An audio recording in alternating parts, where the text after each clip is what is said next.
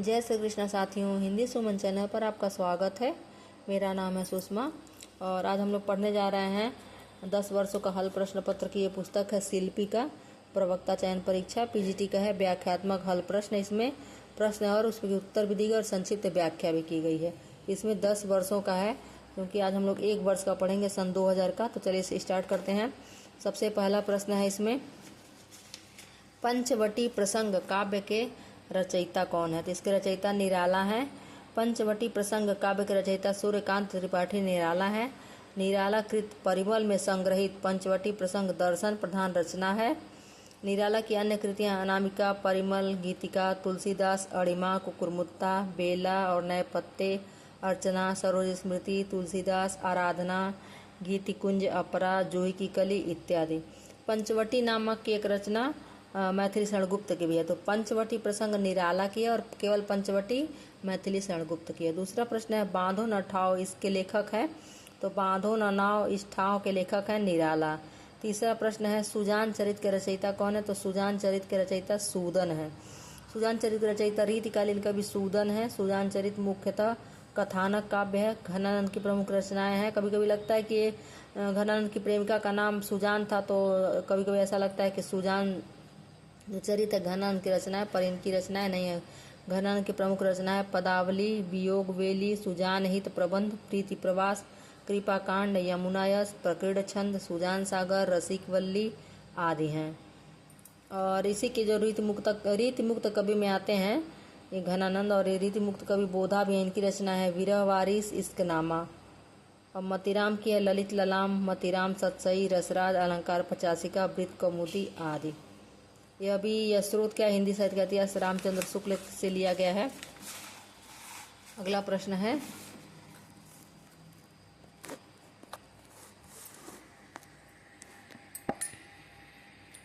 साहित्य मनुष्य के अंतर का उच्छलित आनंद है, यह कथन किसका है?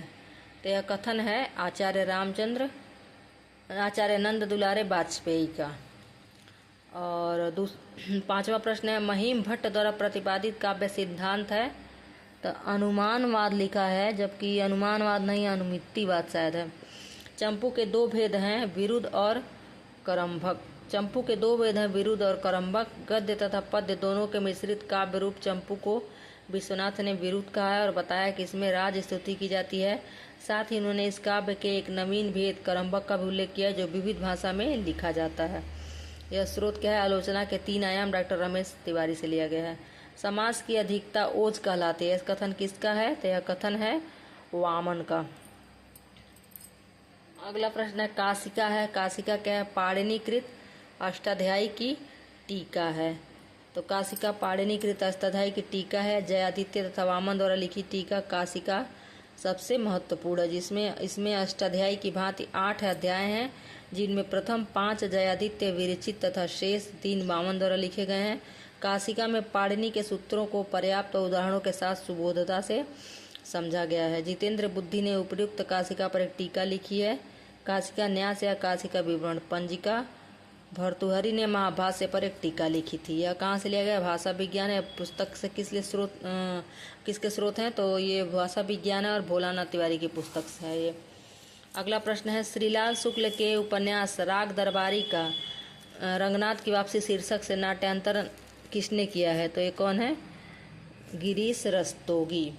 चूलिका किसका भेद है? तो चूलिका प्राकृत का भेद है। मुद्रा राक्षस तिलचट्टा नाटक में तिलचट्टा प्रतीक है। अगला प्रश्न है, यौन कुंठाओं का उत्तर है इसका। और किस ग्रंथ में कलुचेरी राजवंश के किसी सामंत की 7 नायिकाओं का नखशिख वर्णन है? तो यह है कुवलय माला कथा। अगला प्रश्न है, संत साहित्य में प्रयुक्त वंकनाली का प्रयोग निम्नलिखित में से कौन है? तो यह है वक्रनाली। अगला प्रश्न है, रहस्य पुरुष का बिंब मुक्तिबोध की किस कविता में नहीं है? तो यह अंधेरे में। अगला प्रश्न है, भ्रमर गुफा के लिए दूसरा उपयुक्त नाम है? तो इसका दूसरा उपयुक्त नाम है ब्रह्मारंध्र।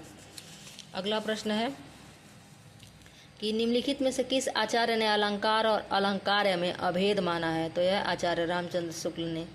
काल क्रमानुसार संगति क्रम क्या होगा? तो पहले कुवलय माला है, फिर उक्ति व्यक्ति प्रकरण है, फिर राहुल वेली है, फिर कीर्तिलता है। फिर छायावाद में वक्रता का वैभव मिलता है। प्रसाद के काव्य में से किसका उत्कर्ष मिलता है? तो प्रसाद के काव्य में से अभिव्यंजना का उत्कर्ष मिलता है। अगला प्रश्न है, सिद्धों की साधना में शून्य का पूरक तत्व था। तो सिद्धों की साधना में शून्य का पूरक तत्व ज्ञान था।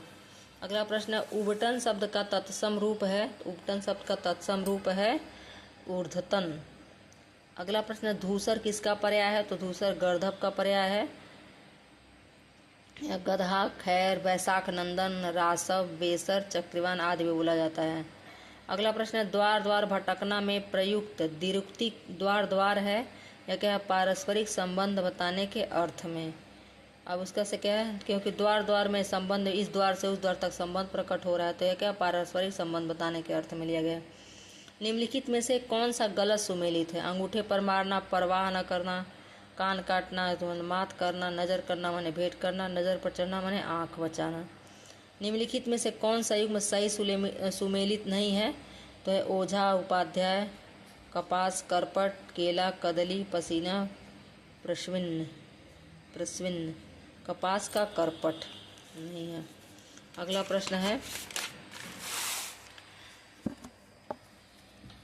प्रश्न है, निम्नलिखित में से कौन सा विपरीतात्मक युग्म सही है?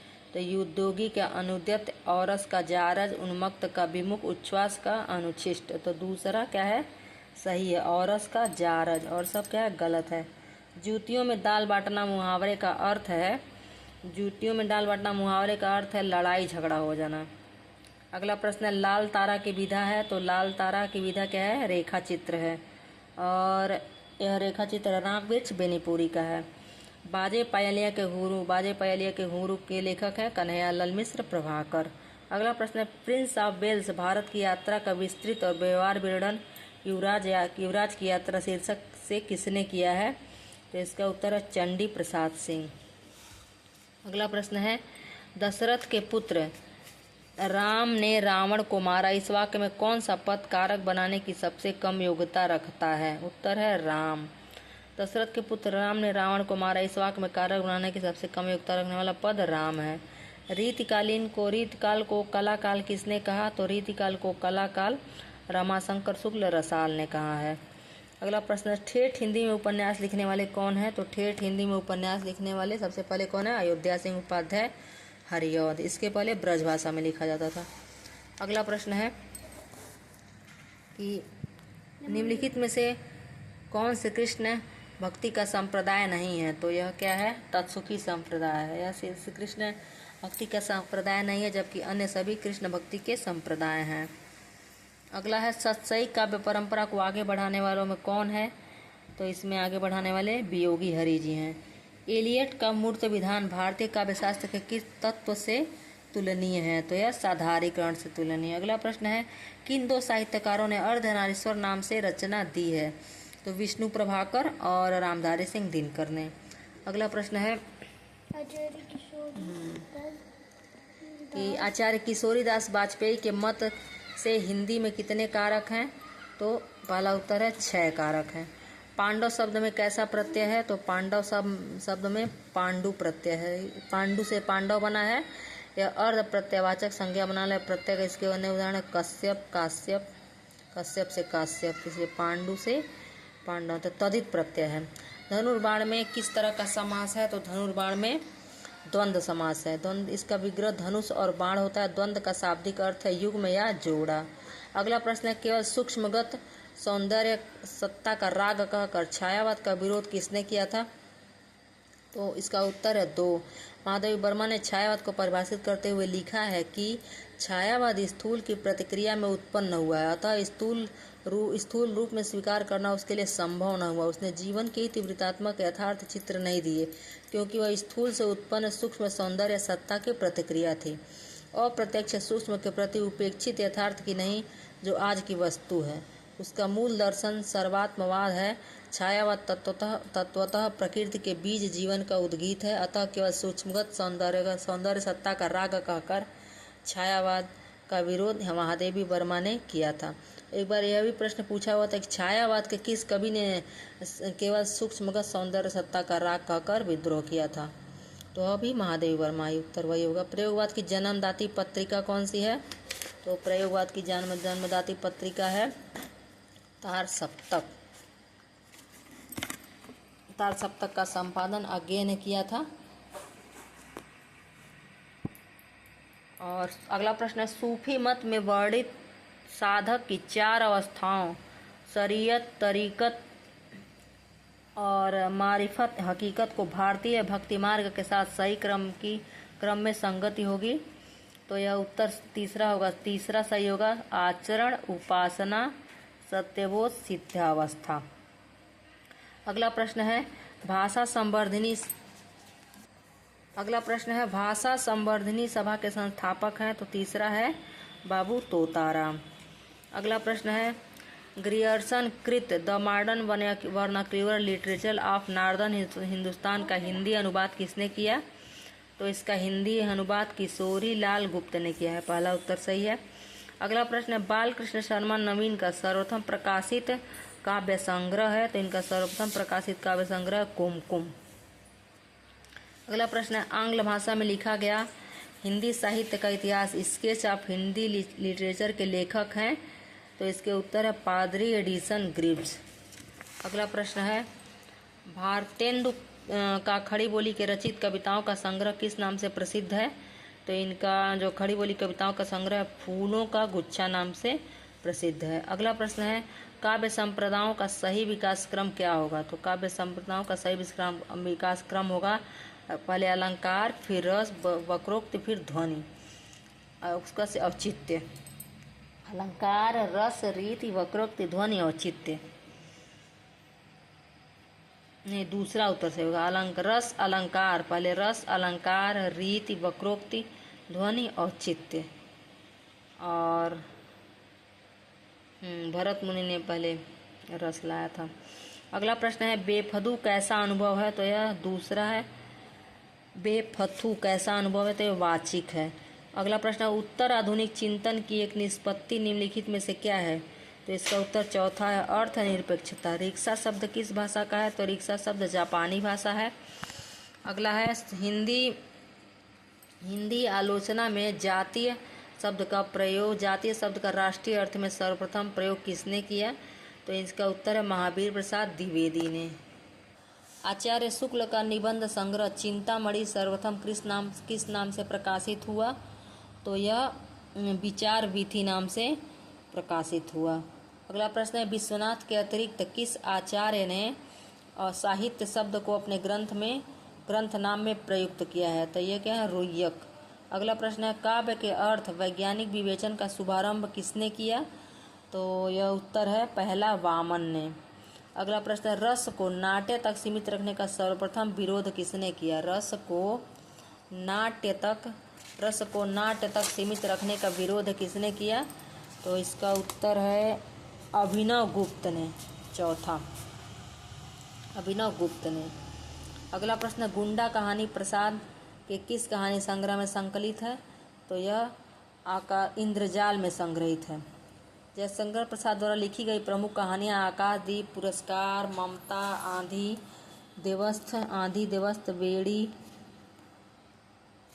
प्रतिध्वनि, सालवती, मधुआ, इंद्रजाल आदि। जयशंकर प्रसाद व्यक्ति केंद्रित कहानियों के लेखक हैं। उनकी कहानियों में कोई एक व्यक्ति जो खास होता है वही केंद्रित होता है, उसी पर केंद्रित होता है।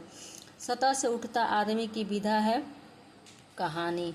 यह किसका लिखा हुआ है? गजानन माधव मुक्ति बोध द्वारा लिखित सतह से उठता हुआ आदमी की विधा कहानी है। अगला प्रश्न है, बेड़ी संघार नाटक का अंगी रस है। तो इसका अंगी रस क्या है? वीर रस है, बेड़ी संघार नाटक का। और इसके रचनाकार भट्ट नारायण है। इसमें 6 अंक है। क्या है वीथी? क्या है? तो वीथी एक रूपक है। कीर्तार्जुनीयम के प्रत्येक सर्ग का अंतिम पद है। तो उत्तर है लक्ष्मी। अब यही प्रश्न पूछा था 2021 के टीजीटी में कि किस रचना दिया था कीर्तार्जुनीयम, और दो तीन और दिया था, याद नहीं आ रहा है। तो उसमें पूछा था इसमें से किसके शुभ आरंभ में, प्रत्येक सर्ग के आरंभ में या अंतिम में लक्ष्मी रहती हैं। ऐसे ही मिला जुला प्रश्न आया था 2021 के टीजीटी में। तो कीर्तार्जुनियम के प्रत्येक सर्ग का अंतिम पद है लक्ष्मी। यह किसका है? महाकवि भारवी का है कीर्तार्जुनियम। अच्छा, ये पूछा था कि आरंभ ग्रंथ के आरंभ में श्री तथा अंतिम में लक्ष्मी किस में लगता है? तो देखिए इसमें श्री और लक्ष्मी, तो यह कीर्तार्जुनियम में लगता है। यही प्रश्न पूछा हुआ था। उत्तिष्ठ जाग्रत प्राप्य वरान्नि बोधत, यह किस उपनिषद का मंत्र है? तो यह कठोपनिषद का है। सहसा विदधित न क्रियाम, इस सूक्ति से युक्त रचना है। तो सहसा विदधित न क्रियाम सूक्ति से युक्त रचना भारवी की कीर्तार्जुनियम है। यह भारवी का अति प्रिय श्लोक था जिसे उन्होंने अपने शयन कक्ष में लगा रखे थे। अगला प्रश्न, हे प्रभो में प्रभु शब्द में कौन सी विधि है? तो प्रभु शब्द में संप्रसारण विधि है। अगला प्रश्न है, अनुज्झित धवलताप सरा गैव भवति यूनाम दृष्टि, यह सूक्ति किस ग्रंथ से संबंध रखती है? तो यह सूक्ति कादम्बरी सुकनासोपदेश से संबंध रखती है। अगला प्रश्न है, वेद से आख्यात पद में कौन सा लकार है? तो इसमें लट लकार है। अगला प्रश्न है, निम्नलिखित शब्द में नंग तत्पुरुष समास कौन है? तो इसमें तीसरा है अभाव। अगला प्रश्न है, सही जोड़ी है रमायाम प्रथमा बहुवचन, गौर्या पंचमी एकवचन, वारिणी द्वितीय एकवचन, गावा षष्ठी एकवचन। तो इसमें दूसरा सही है गौर्या पंचमी एकवचन शब्द का रूप है, वारिणी वारी शब्द का सप्तमी एकवचन का रूप है। अगला प्रश्न है, दुह धातु के लट लकार मध्यम पुरुष एकवचन का रूप है। तो यह है पहला धोक्षी। दुध धातु के लट लकार परस्मैपद मध्यम पुरुष एक वचन का रूप धोक्षी होगा। दुह धातु के लट लकार आत्मनेपद मध्यम पुरुष का एक वचन रूप दुक्षे होगा। अगला प्रश्न है, निम्नलिखित वाक्यों में शुद्ध है। तो इसमें तीसरा शुद्ध है मातुरनी लियते कृष्ण। अगला प्रश्न है, निम्नलिखित वाक्यों में कौन सा भाव वाक्य है? सह गृहम गतवान तेन गृहम गतम, सह गृह अगच्छत तेन गृहम गतानि। तो पहला उत्तर सही होगा, सह गृहम गतवान। अगला है, वर्णिक छंदों में किसका विचार होता है? वर्ण का, मात्रा और वर्ण का, मात्रा का, वर्ण की गुरुता का। उत्तर एक, इसका क्या उत्तर क्या है? एक है वर्ण का। अगला प्रश्न है, कामार्था ही प्रकृति कृपणावश्च तना चेतनेश, यह पंक्ति किस ग्रंथ से है? तो तीसरा से है मेघदूतम से। बाढ़ का पर्याय है चौथा आसुग, इसका पर्यायवाची है बाढ़ का। अगला है, निम्नलिखित में से कौन सा व्याकरण के ग्रंथ के रूप में प्रसिद्ध है? तो इसमें व्याकरण ग्रंथ के रूप में उक्ति व्यक्ति प्रकरण प्रसिद्ध है। सामयिक वार्ता पत्रिका के संपादक हैं नीलाभ। आधुनिक व्याकरण की दृष्टि से वह वर्ण का वैशिष्ट्य है? तो उत्तर है दो, द्वेष्ट स्पर्श अल्प प्राण घोष निरुनासिक। प वर्ग तो स्पर्श व्यंजन है ये।